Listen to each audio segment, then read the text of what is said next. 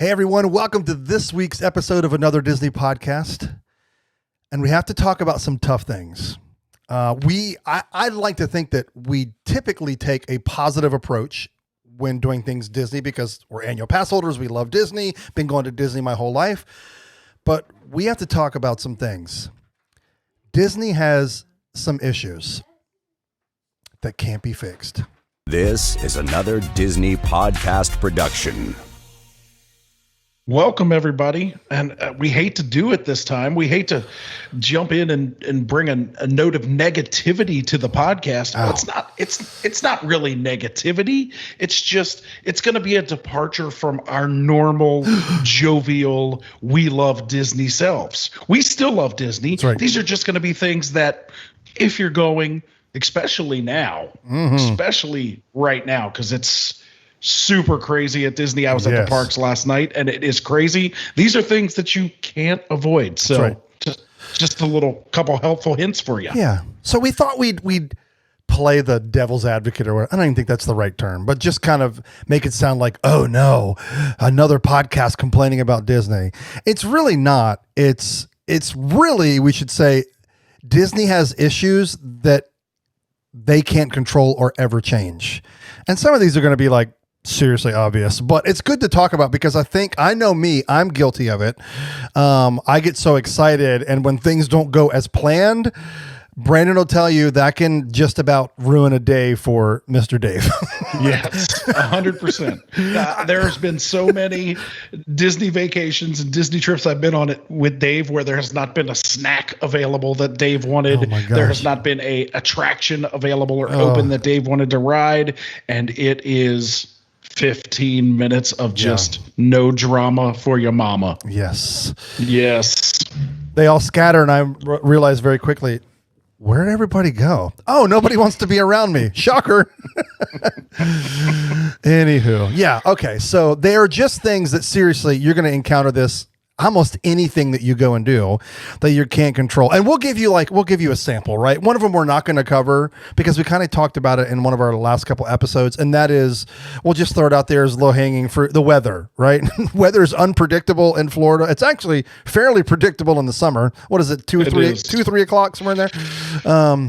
But yeah, like, though you can't control the weather. And I would say that's always my biggest one. Because when I would come once a year, maybe twice a year, and then there would be like a full day of rain, that would I was like, I paid all this money and we can't go. And of course, yes, we can go. You just put on a poncho and like splash in puddles, but not Dave. He's got everything has to be perfect.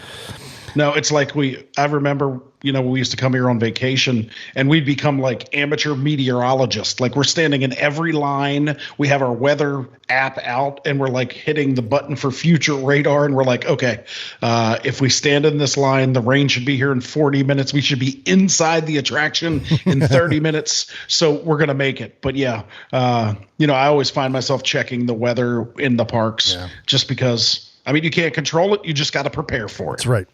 That's roll great. with the punches. It very rarely shuts things down for very long. Typically it's only a lightning thing. But anyway, we're not a lightning lane, lightning related. That's just example. So you were going to peep at some news. Did you find anything like worth mentioning? Because we haven't talked about news in a few weeks, and that's been intentional. Yeah, for a while. There's just a couple things that are going on. One thing I was super excited about, one is attraction-based and one's actually web or app-based. So the first attraction-based one that I saw, they refilled the moat for Fantasmic. Yes. So things are looking good as far as it opening sometime this year, obviously, but hopefully by the summertime, we will get Fantasmic back in our lives. So that just got filled up this week, and people were excited about it. It was news on all the blogs. So hopefully, as more and more of this entertainment continues to come back, we'll get Fantasmic back. So it's one of the best shows. It's fun. I'll interject. I'll interject on that story before we move on. If you've been following our show for a long time, you know that we are great at predicting the future. And one of the things that we said early on in the pandemic is that was a show that should come back very quickly because it's a outdoor arena, if you will. The whole show is physically distanced. I don't know what that place holds, 10,000. And so you could have easily put 3,000 people in there, spread it apart. That would have been a great thing to suck up some people. Literally one of the last things is opening. Still not open. Anyway, just thought I'd throw that out there. Yes. So that's one thing I was excited about. And then the other thing, which made me weirdly happy, is that Disney did an update to their My Disney Experience app. Now, if you've ever come to Disney and you have tried or gone through the task of trying to add a friend to your My Disney Experience, it used to be this crazy process where you had to send an email to your friend. They had to dig through their junk email and find yours and then accept your friend request. And then you had to go back into your My Disney Experience and make sure you accepted their exception. And so it was a pain. And it always took, whenever we went to a park with new people, we always would go through the gate and then we'd stop for 10, 15 minutes at the entrance of the park and try to connect everybody. The good thing Disney did now with their update, they made it a QR code. So you go in and you just say, I want to add a friend, scan their QR code, and you scan theirs on their app, it scans to yours and you're automatically connected. So it's a little thing, but it saves a lot of time. It makes it easy if you're not going with, if you meet up with people that you didn't travel with. That was always a hampering experience, but they made it much better. So I was excited about that. Anything they do to improve their app, 100%. I'm all for it. Yeah. It was just shy of if you have done anything with two-step verification, you know the joy of that. That's about what it felt like. But it took more 100%. Time. It took more time to find the email because it would never, like, it was never like a super obvious email. Like it should be like Walt Disney World and then the name of the app. Like, so it would have been super. It was just always labeled so bizarrely. Anyway. Yeah. But yeah, I can see Krista now. Yeah, conversation was always the same. Did you get the email? I sent it. Is this your email? Is your email address 123? Is that right? It should be in there. Check your junk mail. Okay, there it is. All right. Oh, all right. Let me show you how to do it. What I was saying is I can see Krista now is like, you guys work on that. I'm headed to Starbucks.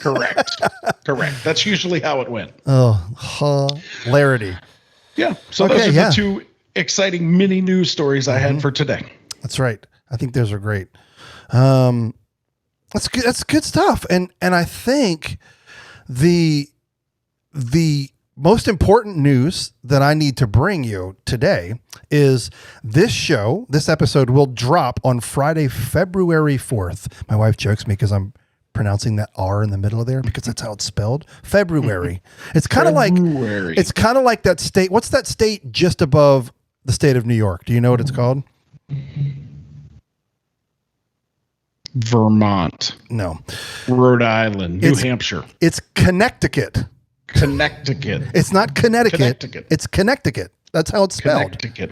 You're welcome. That is your world geography lesson for the day and English all in one. February, Connecticut. Anyway, today my annual pass expires. Which one? For Walt Disney World, of course. Don't you have like 3 different annual passes that all started at different times of the year? No, this one was supposed to end in November and they extended it to February because it took them 847 days to send me a $300 refund. Yeah. So the lovely cast member, high up the chain, because this was about 17 phone calls in, was nice enough to do that. And so my pass expires today, February 4th. Oh no. So yeah, this will be our last show. It's been a pleasure doing this with you. It's been great. We had big plans for this year, but I forgot my pass expired. That's why we are ending it on a down and negative note. Do you think we can still be friends on My Disney Experience, or maybe not? No. Well, I appreciate your honesty. Okay, all joking aside. No, that was serious. Like it literally does expire February 4th. but chances are I'm gonna renew it. I would hope so. Yeah. Okay.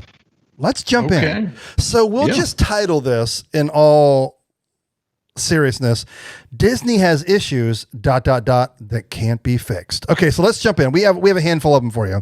We'll call it 1, 2, 3, 4. We'll call it 3. We'll call it our top 5. Weather was the first one. No, they're not a top 5. Was the first one. Stupid. They're not top. And number 1 coming in at you. Weather. They're not in. There's not a top 5. I'm such an idiot. Okay. Yeah. So if you know, like, every theme park has their issues, right? But there are things that when you go to a theme park that especially Disney, neither one of the Bobs can fix these issues. And so let's talk about them. So we'll just jump off. And again, in no particular order, when you go to Disney World, you are going to deal with ride issues and ride closures. So ride issues and ride closures. Ride closures. So that is, I mean, it happens. I mean, we are now in peak season of downtime where a lot of rides are getting some maintenance done, some fresh coats of paint. One for sure is Splash Mountain. What else kind of, Everest. Expedition Everest is down.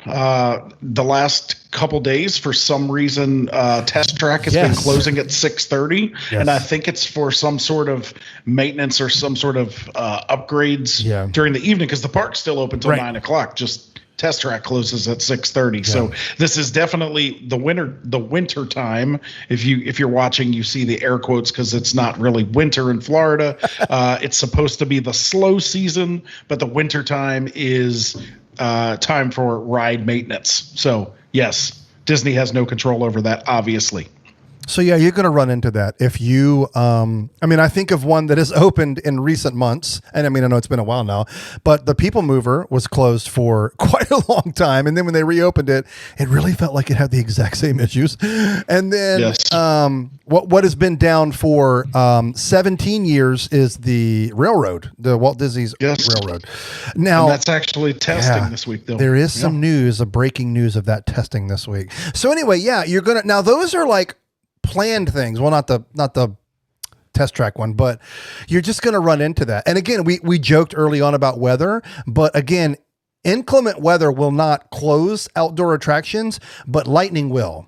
Yes. And so you'll see, and obviously Florida sticks out down there near the equator and surrounded by 2 monster bodies of water, some violent thunderstorms that roll in. So it's very common to have those kinds. So again, all joking aside, like, those are things that are going to happen during your trip. Obviously, they're going to happen unexpectedly, but also there's always on Disney's website, or at least other websites that cover Disney, where you can go and search ride closures like for 2022, and they'll give you what's going on right now. And if there's some that have been announced and are coming, you'll be able to see them on different sites just by searching it on your browser of choice. So Yeah, and as far as you talked about the planned ride closures, the unplanned ones are the ones you got to learn to roll with, because those are the ones that will, quote unquote, mess up your day. If you have a plan to go ride a specific attraction and that attraction is down, you got to roll with the punches. We had our friend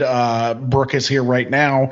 They went to Hollywood Studios yesterday morning, and their plan was to rope drop because they're staying on property, so they get the early morning hours. So their plan was to head straight to Rise of the Resistance and then tackle the rest of Hollywood Studios with Genie Plus. So they got in the park, they walked to Rise of the Resistance.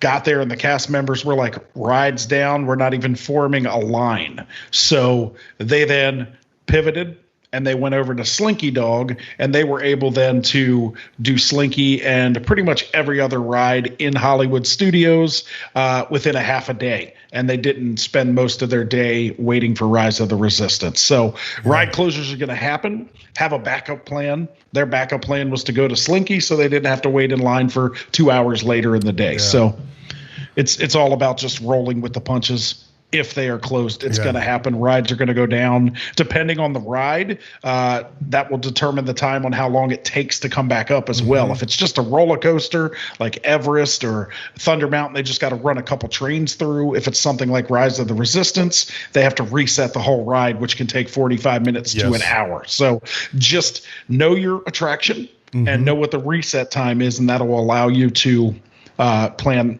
what you're going to attack next. I mean, I think that's a brilliant example, because that one right there is obviously, I could imagine as being a somewhat major Star Wars fan, but even if you're not, like, I would say it's not mine, but it's the most sought after ride for people that are attending the parks right now or planning Disney vacations. That's a can't miss, just because of everything that they've heard and everything that if you've experienced it, you know what we're talking about. And that's a good one to talk about. And so these are some of the frustrations that I like to think. So let's zoom out and think about that, right? So this is a challenge in a post-pandemic world where now you have to, if you're not a pass holder, you're buying a pass for a specific park on a specific day. You may only be going to that park, and you may be only going to Hollywood Studios once during your trip. And if it doesn't open that day, like, that's a huge loss, right? Where before it was kind of like, or maybe I'm wrong, but I'll let you correct me if I'm wrong. But before it was like, you buy a 4-day pass, 5-day pass, whatever, and you can get park hopper and you go and do and see and be and do whatever you want. But like, if you're not planning on the park hopper to save some money, if you're only picking like, that one park per day or whatever, and that's the only day you're going, that's some of the challenges I think in this post-pandemic theme park world. There it is. There you go. So, but that's a good one. Like, cause that's, for me, that would be really hard to, as Brandon said, roll with the punches. Like, that would be like, dude, we came on this trip. I wouldn't say I'm a massive Star Wars fan, but like, I mean, I've grown up with it. Like, I love it. I'm not Star Cruiser Hotel Disney World. I mean, Star Wars fan, but I'm pretty up there, and that would be pretty devastating. And so these are the kind of things that, like, you just have to be prepared for. Just like the weather, it's completely out of your control and theirs. Exactly. And like I said, they planned to go on that, which would involve standing in line for 2 hours, and they were able to ride 5 or 6 other attractions. Right. Yes, it's going to be a bummer. Yes, it is going to ruin your day for a little bit, but just remember, like, you're at Walt Disney World, you're at the park, there's plenty of other attractions, and they'll be there. Like, you can come back, I promise. They will be there. That's right. The rides and attractions will stay around. Yep. Except your favorite one, it'll close, because that's they rip the heartstrings of you out. They will rip the heartstrings. So yeah, I think we attacked that one pretty good. Yeah, I like it. That was pretty good. See, everybody, it was a negative problem, but we made it. We turned it into a positive. Like, we gave you ways to turn your frown upside down. You had real examples of that are like this week current, that you have a party of friends doing. Exactly. So that's how we do it. So that's ride problems, ride closures, unexpected things. That's number one. Now, number two. Now, this is not a new problem to Walt Disney World. This has been out of their control since the day that the park opened. And that is, my friends, long lines. Long lines for everything. Food, attractions, sometimes the bathroom. There's just long lines for everything. So what kind of advice you think what kind of advice you have about long lines, Dave? Because it's just something that's going to happen at Walt Disney World. I would say this is one of the things that has, for lack of a better term, come back to normal in a post-pandemic world. Meaning, I got to, I think we came maybe 3 to 5 times since the pandemic, probably more than that, but I don't remember. And the line situation, like when Fast Pass went away and the limiting of people in the park, there was not, like, you would have your major rides that would still have your close to pre-pandemic times, wait times. But other than that, it really was awesome. Well, people got more vaccinated, people got more comfortable. I think a big change is when children could get vaccinated. And so parents were felt safer about, okay, they're vaccinated. Now we can travel. Like, I know that was a big hump for people to be able to get over. And so when I think about that, and then the introduce of Genie Plus and Lightning Lanes, which I'm just going to continue to refer to as Fast Pass, because I'm going to go back and forth in that. I'll try to not mix them up. But one of the things that sucked pre-pandemic was the Fast Pass. If you didn't have a Fast Pass for that ride, we've always joked, it's not anywhere like this, but it would be like 4 people would go in the standby line and they'd let 637 in the Fast Pass lane go. That's kind of what it felt like. And so you would take a line that if that didn't exist, like we saw during COVID, I should say called it, but during park reduction, like what is the word I'm looking for? Capacity reduction. Restrictions. Yeah. Capacity restrictions. It was one line for everybody. And so it moved a whole lot quicker.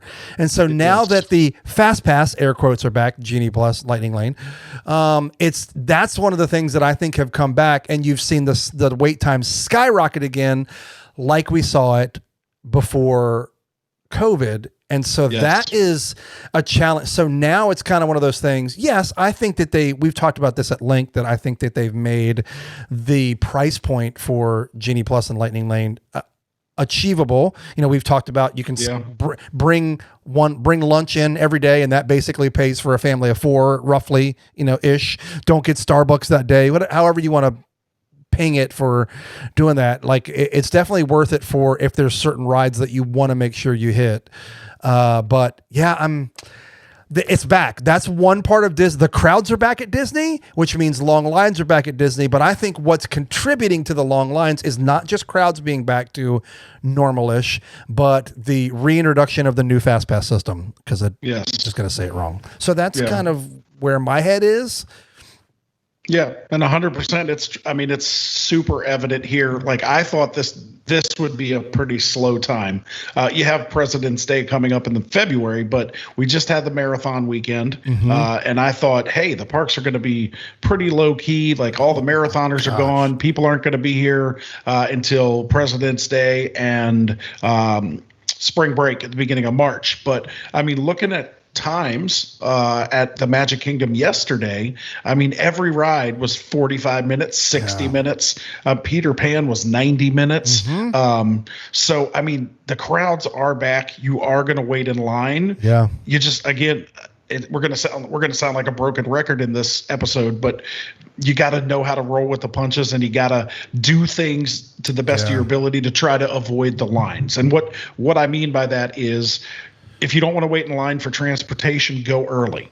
If you don't want to wait in line after fireworks, hang around in the park until everybody clears out. If you don't want to stand in line to get food, mobile order. Just things. There's little tips and tricks that you can do so that lines are part of the whole experience. They're going to be there, but you can alleviate some of them. Yeah, you're dead on. It's proper planning prevents piss poor performance. That's a thing, right? That's a lot of peace. I remember that from something long ago. Pardon my language, by the way. But no, yeah, it's like, it is, because we're not an early riser family. But if we're not, when we go back this summer as a whole team, like, we have to look pretty heavily at the days that we go of getting this, because it's just, there's got to be strategy about it. Like, again, shameless plug, Audrey and I do the planning for the Magic that drops twice a month, and I joke that, like, I'm the wing it guy, and she's the planner. But there is no winging Disney, but there is definitely, I'm not the planner that I used to be, because we go so much and we kind of know everything. But like, this Lightning Lane and Genie Plus, this is all new for me. And so I don't want to, like, my kids love Disney, but they've never had to stand in like lines longer than 30 minutes because of either Fast Pass system or like pandemic times before like the capacity was raised. So you've got to hit those, exactly the 2 or 3 things that Brandon threw out are going to be massive time savers. Your mobile ordering, get there early. Again, we're not early risers, but that may be what we need to do, because go look on YouTube of people that do like park strategies, and almost everybody, if you get there when it opens, you can, like in the first 2 hours, especially Magic Kingdom, you can do like 8 to 12 attractions just because people kind of stroll in like 10 o'clock. Like to them, they get up early, right? They're like, okay, we'll get up at 8. We'll go down to the cafeteria and get breakfast. I don't know why I called it a cafeteria. And then they have to wait for transportation. And then they get there, and then there's the whole transportation once you get to the ticket center, like all of that. Like, so that like becomes like this 45 minutes to an hour, especially if you're using Disney transportation at Magic Kingdom. Like that's where you get up at 6 and are on a bus at 7:30 and the park opens at 8. You're saving a bunch of time because you're not going when everybody else who thinks they're going early and getting at the park by 10. So yeah. Food and for again, thought. real life example. Again, our friends that are here this week, they sent me a video from the entrance of Magic Kingdom. They were there again for extra morning hours. It looked like there were 3,000 people there. Right. Like it looked like, I was like, you're not going to be able to do anything when you go in there. Like it's just as crowded as a normal day. 15 minutes later, she texted me and said, that was a great 9-minute wait at Seven Dwarfs Mine Train. Wow. They waited 9 minutes when they went at park opening. Yeah. So, I mean, that's the key, is just be smart about it. If there's something you really want to ride, if you really want to ride Rise of the Resistance, wake up.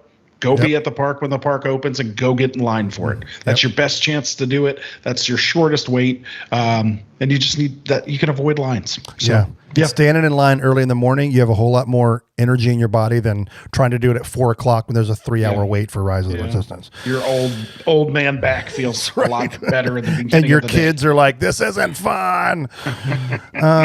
So I just kind of touched on it, but we'll jump to the next one. And that is, the main reason that I almost always rent a vehicle when I go now, and that is Disney transportation. So again, I will admit we are so fortunate to go multiple times a year by choice. and we don't always stay on property. So that's not going to be an option to begin with, but years and years and years of staying on property, I need to back up one. And we only go for 4 to 5 days. We don't go for 45 days. We go for 45 days. You're a baller. I think the Palms you guys would not even come visit us anymore. You'd be like, Dave, you've been here for 400 days. We'll see you when you leave. Go back to Virginia. Yeah. So we do shorter trips. I know the people that typically come for once a year or twice a year are going to, really make a week out of it. Well, we just kind of do a whirlwind trip when we come. And so, but it's just, there's not a lot of times where you're not waiting for Disney transportation. If you're staying at your resort, like it can be, especially, if you're hitting, because we're typically value resort people. We've always either done Pop Century or the All-Star Movies or All-Star Music. Actually, we never stayed at movies. All-Star Music. That's where and so depending on the time of the year that you go, especially with the All-Stars, your resort could be sharing one bus with all 3 of those resorts because they're really stacked together. And then Pop Century never shares a bus, but it is a massive resort with thousands of hotel rooms, and a lot of people like to stay at that resort. And so we have been with Brandon and Krista, and we have waited 45 minutes to an hour leaving the park at the end of the night when you're exhausted. Anyway, there's going to be, I feel like this sounds really bad. If you choose Disney transportation staying on property, you have to factor in that time. And I kind of talked about it when I said, those who think they're getting up early at 8 o'clock and go have breakfast and then go to the bus, like that breakfast to the bus, to the transportation and ticket center, to the gate is probably going to be a 2-hour experience for you. Yes. Yeah, absolutely. And, there are ways around it. Disney transportation, that's the majority of the reason that most people stay on property, right? Because it's free transportation. If you are very laid back and you don't care when you get to the park and how long it takes you to get back to your hotel after the park, it's great. I mean, it's a wonderful thing. It's a free service. Well, I should say it's an included service. You definitely paid for it. 100%. 100%, but it's a great service if you're not in a hurry. Now, as we have with the other 2 tips and tricks to get around the waits as far as Disney transportation. And we did this when we were there for the 50th anniversary. When we left Epcot, we got in line for the Skyliner. The Skyliner line it felt like 2 miles long, right? And so we stood in it for a while, and we said, that's way too long, and it's going to take way too long to get back to the resort. So we walked on over to Boardwalk. We got an Uber, and we drove back, Ubered back to the resort. So that is an option as far as not waiting. You can do that from any of the parks if you don't feel like waiting on the Disney transportation. But it's unavoidable. I mean, there are only so many bus drivers. Right. There are only so many tram operators. There are only so many boats to get thousands and thousands of people. Yeah. So just be prepared. Again, it is part of Disney, like the lines inside for the attractions. Yep. There will be lines outside to get you to the attractions. So if you haven't paid attention to some of that, let's hit 2 points at Magic Kingdom. One used to exist that I don't think it's back, and I don't know if it's coming back, but it's worth mentioning as a side note because we have used it multiple times. And the other one is, I'll go first. Or the other one I'll do first. So one of the things that they've recently done in the past couple months is with the ferry, you obviously that's a two-leveled boat. So there's downstairs and upstairs. Well, at the entrance of Magic Kingdom, there is now an upstairs exit to get off of the boat. Now there's stairs involved. So obviously if you don't want to deal with stairs, or if you have difficulty with stairs, stay on that bottom level. But that does, I would love to see the numbers, but that certainly empties those boats much quicker than it was before. And then a little trick that used to be awesome. It was typically only during your busier times, but that was when you got to the Ticket and Transportation Center, you had the monorail straight ahead. You would veer off left and head down toward the water to capture the ferry. To catch the ferry. Capture. It's mine. I have taken the ferry. You could turn right, and there were buses that would pick you up and take you. I don't think that's back. I have no idea if that's coming back, but that was great. Like we went in the summer one time, and I don't know if we were probably meeting y'all there, and me and Micaiah got on there, and it was packed, right? We got on, the bus waited for, 4 or 5 minutes. There was 6 of us. That included Micaiah. The line for the monorail was like coming down the thing, the line for and so it's not really, but now sometimes I would see a cast member say, you can take the bus right over here. They had this little microphone system, but I hope that comes back because that's a nice little secret that not a lot of people. So when you're entering, and it was typically only in the morning, that's not going to happen at 2:00 in the afternoon when you're strolling in for your park hopping. That's not going to be open. It was just to get people there in the morning. Yeah. And then at night, obviously, when it's super busy, they did have them running. Usually it was on weekends, and still nobody knew about it because if you leave Magic Kingdom and you go to the left where the buses are and you go all the way to the back, past the bathrooms, past Pop Century, all the way to those, there's Ticket and Transportation buses. And the beautiful thing about that is, one, it only takes like 3 minutes to get from that spot to the TTC. So the buses don't sit there forever. You're not waiting for 20, 25 minutes for the bus to fill up and then go. They get a good number of people on the bus and then they take you. And then there's another bus there. So just a little tip and trick. Always ask. Before you go straight to the boat or go right to the monorail, walk over to the guy with the microphone and say, hey, is the bus running to the TTC? Because if it is, I guarantee you there won't be a lot of people on there and you'll get there 10 times quicker than waiting in line for any of those. Because the only people that are breaking left are people that are staying on Disney property. So people never think to go that way because they're like, oh, that's all the property buses. So now it's a little bit out of the way to even go and ask the guy or girl that's there doing that. But if it is, you just saved yourself a lot of time. Save yourself a lot of time. You got to be willing to sacrifice maybe a 5-minute interaction and walk with the cast member to save yourself maybe 45 minutes. So the risk is worth the reward in my book. So and we won't even get into deluxe and moderate, because the deluxe and moderate, sometimes there are some sprawling resorts on Disney property to where there could be 6 or 8 bus stops on and so if you're near the end, that sucks because you reach your property and you've got 5, 6, 7 stops before you can get off. I think of like Saratoga Springs. That place is ginormous. West, I think. Yes. Yeah. Yeah, or transversely, if your bus stop is at the beginning and you're trying to get to the park super quick, you have to stop at 6 or 7 different bus stops before you even leave your resort. Yep. So just something to think about if you're staying at one of those deluxe resorts. Plan your time, crowds, lines, transportation. And it is an option. I remember one of the times we went with you guys that we were staying at, I guess, music. And what's the one in the middle? Sports? Music, sports, movies. Yeah. No. Or whatever. Well, we got off at the wrong one and walked because it was just easier to get off and go.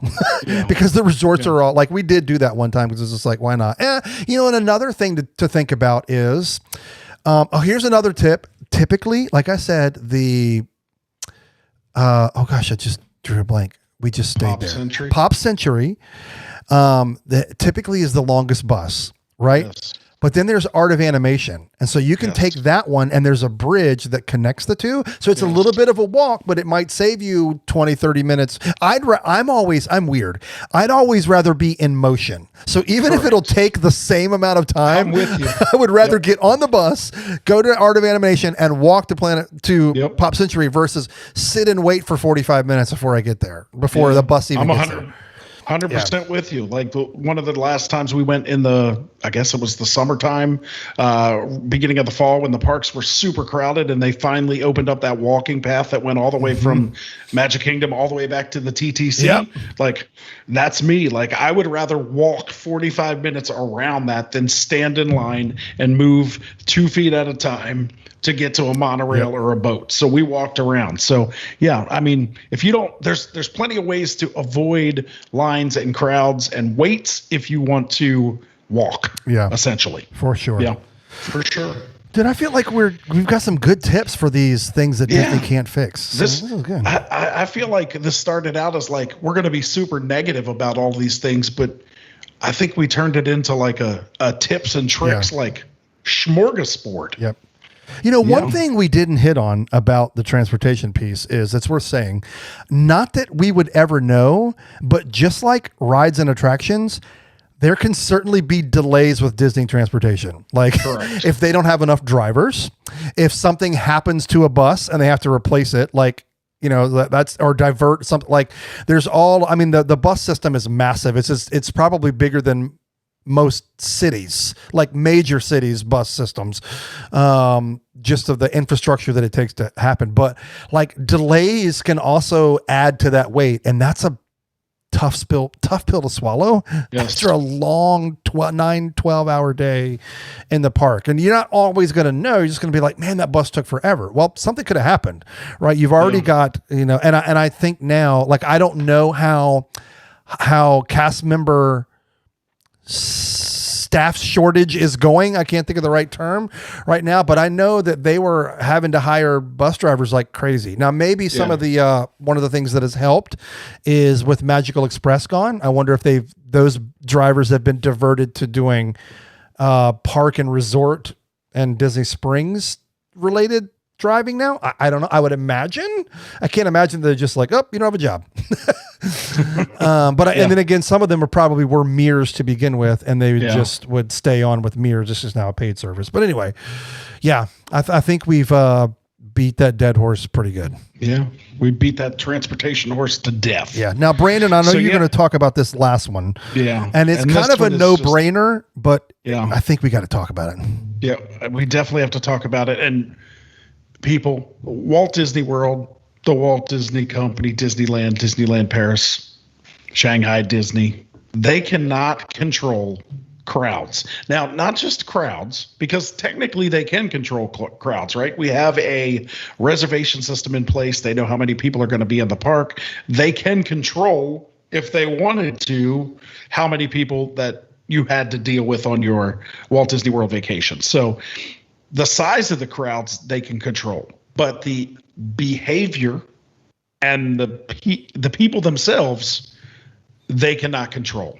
So that's kind of when we started talking about this before the show, that's kind of where I wanted to go with this.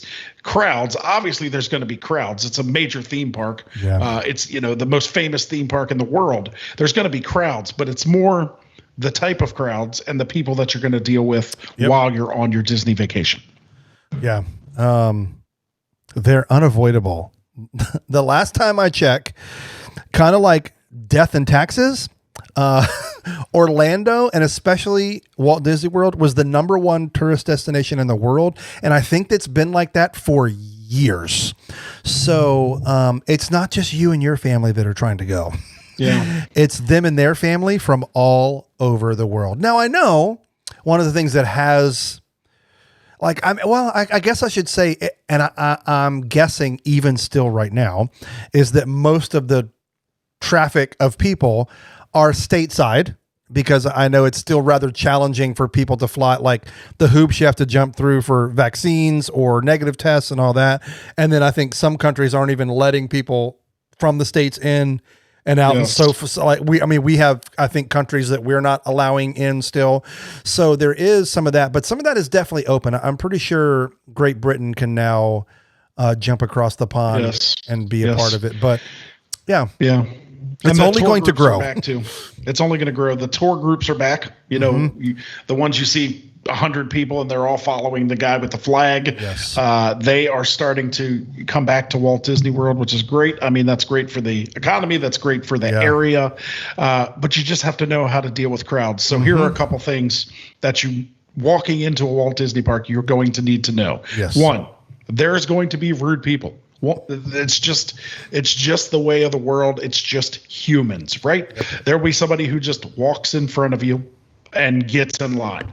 There will be somebody who walks up 30 seconds before the fireworks and stands in front of you when you've been there for 45 minutes. Yep. Again, with everything we've talked about, it's how you handle it. And I'm not the one to really lecture anyone on this, because it's infuriating. And I go there all the time, and I just have to remind myself, like, these people are here, they're on vacation, they're in some sort of euphoric state, and they're not paying attention to what they're doing. Correct. I like to pretend that they're not maliciously being jerks, but some of them are. So just know that it's going to happen. Crowds, there will be crowds. You will deal with them, and they will be oblivious. That's what I like to say. They're oblivious. I would say my best piece of advice is, like, I could be wrong, but I'm just gonna pick like your average American family, right? So mom, dad, 2 kids, son, daughter, dog, cat, right? So I'm gonna pick your average American family. I would say if you're coming, you're probably coming and you're probably hoping to visit more than one time at a park. What I would recommend, especially, let's just pick Magic Kingdom, right? I would pick a time where you, like, go to Magic Kingdom, do all the things that you want to do the fireworks, hoorah. The next time you go to Magic Kingdom, do all the other things that you didn't do and don't watch the fireworks again. Use that time. Like, that's a great strategy. So, because you can't do Magic Kingdom in a day. Like, there's just not, like, even if you killed yourself, you would, this is impossible. And so that's where some of that prior proper planning prevents. Think about the attractions that you want to do. And that's another thing. If something is having difficulty that day, not saying that it's closed down for refurbishment, but something is having difficulty, the next time you get, mark that off your list and pick something from, let's say you were going Monday to Magic Kingdom and Wednesday. If it was not working Monday, switch something from Wednesday and put that ride or attraction over to Wednesday's list, and then you've got another chance. But there is nothing like watching the fireworks. Don't get me wrong. It is a magical experience. It is that way in every park that has them, but there's also nothing cooler and the same. Can they weigh the same? I think they weigh the same, of riding Splash Mountain, like we talked about, or riding Big Thunder Mountain while the fireworks are going off, right? Yes. Or riding Test Track while the fireworks are going off. There's just nothing like it. And so it's a unique and a different way to experience, some of the fire, or go stay, like night 1, you watch the fireworks on Main Street. Night 2, watch them behind the castle. You'll notice that you're a lot closer to the fireworks. It's really cool. Anyway, so there's just a couple of ideas of how to navigate crowds, because that way you're not so hard pressed to kill yourself because, well, we only got 2 days. Well, then that's true, but plan them out and spread things out accordingly, thinking through, it's going to be super crowded because we're here on a weekend, or it's going to be super crowded because we're here on President's Weekend, right? Yeah. During a holiday when a lot of people are out of school and coming, it's if you take that a little bit of extra time to think through, okay, on a regular day, we might be able to do 12 attractions, but today we might only be able to do 6. So what 6 do we want to do? Right. And think through that. Yeah, exactly. Yeah. 100%. I agree with that. And there's great tools. There's great crowd prediction calendars. There's great Twitter people you can follow and Facebook groups. They're pretty accurate. I mean, these people have been doing it for a long time. They're a lot smarter than you and I, who are just Disney nuts and give our opinions of when we think it's going to be crowded. Right. Like I would have told all my friends to go to Disney right now, because I would have thought right now it's cold.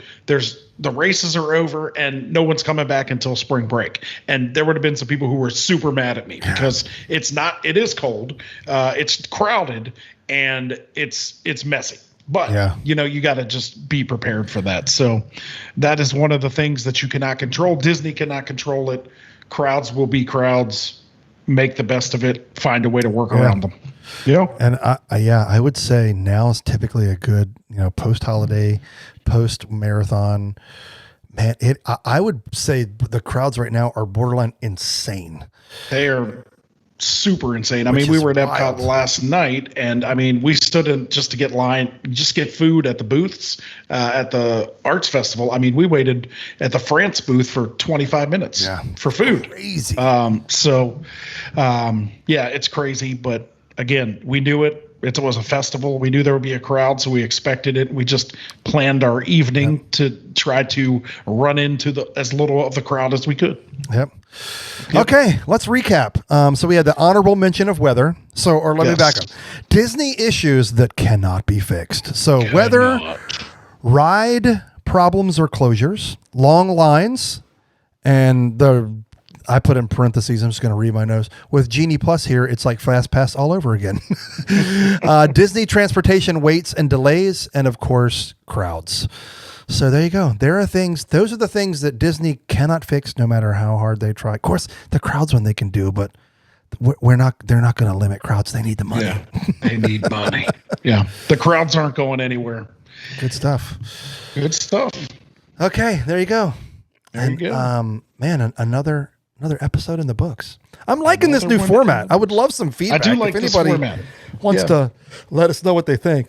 I mean, I don't think they like reading the news more than this, right? I mean, this is like us giving, true. I would agree it's our opinion, but I think it's an educated opinion. And by educated, I don't mean that we're smart. I mean, based on experience. We've just done it a lot. Yeah. It doesn't mean it's right. It doesn't mean it's the best way. It's just ways that we think if you're going, that it would help you to plan your day and help you plan your trip. Hashtag things to think about. That's right. So let us know. Shoot us a message. Leave us a voicemail. Let us know some of your tips and tricks for avoiding crowds and dealing with transportation and ride delays. And we'd love to hear them. Yeah. Love it. Hey, love it. Until next week. See you real soon. I was going to say sayonara. Keep on reaching for the stars. Hey, and until next week, keep on trucking. Keep on keeping on. Oh, gosh. I should just go with my OG. Bicycle. See ya.